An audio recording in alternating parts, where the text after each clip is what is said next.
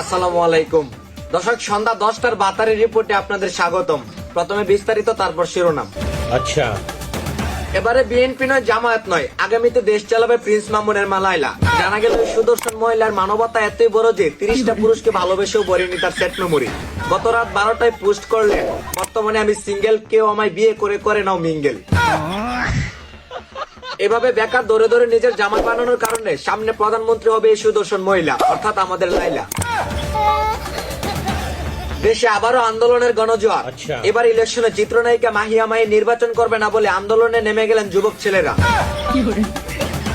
যুবকদের দাবি একটাই, আমাদের ভোট মাহিয়া মাহির মাঝখানে দিতে চাই। মাহিয়া মাহি নির্বাচন অস্বীকার থাকায় এবার নির্বাচন স্থগিত করলেন নির্বাচন কমিশন। অপরদিকে আপনাদের জনপ্রিয় কন্টেইনার থরস অব লেউটার বাই পাবনা মেন্টালিজম হসপিটালে ভর্তিরত অবস্থায়। জানা গেল কোরাল আর দেয়ালগুড়ি নিয়ে দৌড়াদৌড়ি করার কারণে তার ফ্যান ফলোয়াররা পাবনা হসপিটালে ভর্তি করে আসে।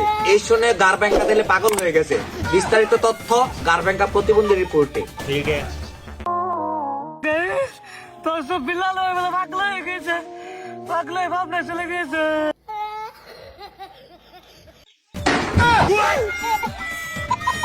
তো দর্শক, প্রতিবন্ধী দিলে স্বীকার করলো তারা এখন কি করে খাবে। তার গুরু এখন পাবনা হসপিটালে ডুস মারে।